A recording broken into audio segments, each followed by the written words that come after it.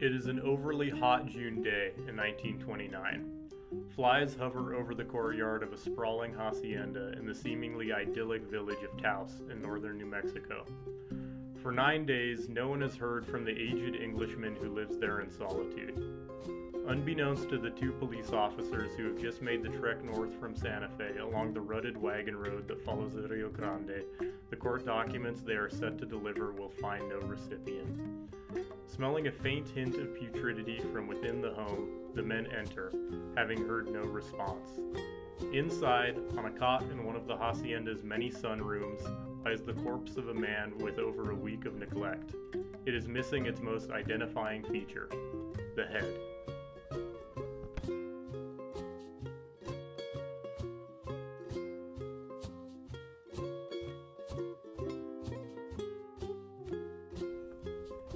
In 1883, a young man named Arthur Rochford Manby made his first steps in the New Mexico Territory. He had grown bored with his family's land in England, and knowing that he had no stake in it against his 8 siblings, he moved to the United States, having heard tales of the largest landholding in America, the Maxwell Land Grant. The thousands of Native and Hispanic people residing in their familial homeland were the main barrier to legitimate control of the area. To a cocky European who had already seen evidence of Anglos reaping the benefits of their imperialist investments, they were only seen as a slight hindrance on the path to material power. A few short months after arriving in New Mexico, one of Manby's associates was involved in an argument with a territorial law enforcement officer. The argument led to the militiaman being murdered and Manby's friend fleeing to Texas in order to escape imprisonment.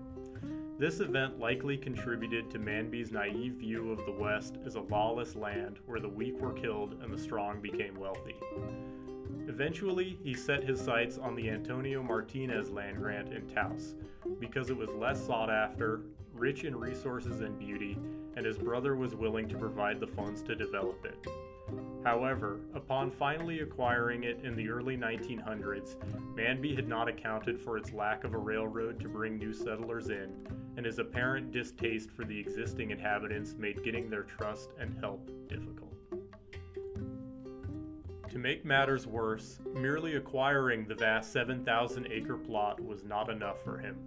He made claim to all of the water rights in the valley, making his hold on the native citizens of Taos nearly absolute.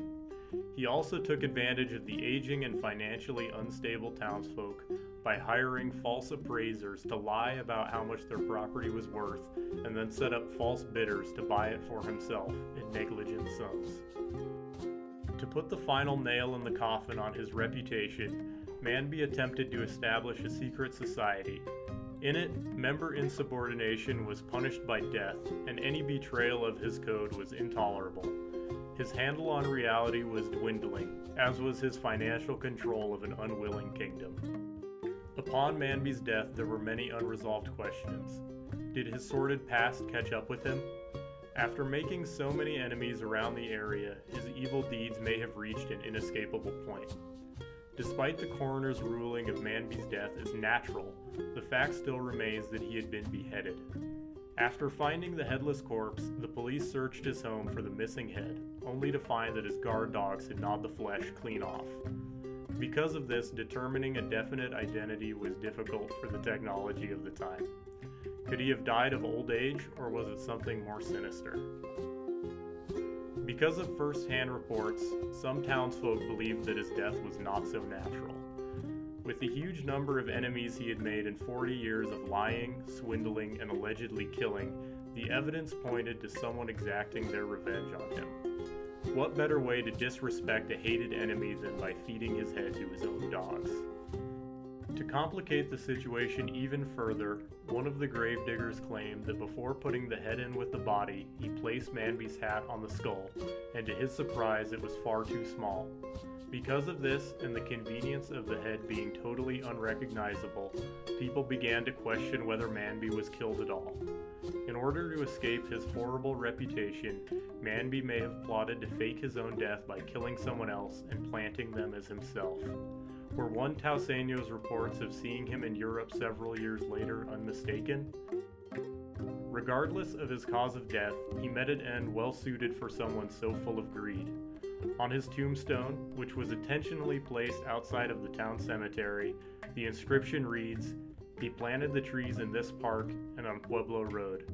Sadly, the one good deed that he contributed to the community was taken when many of the trees were cut down in the following years.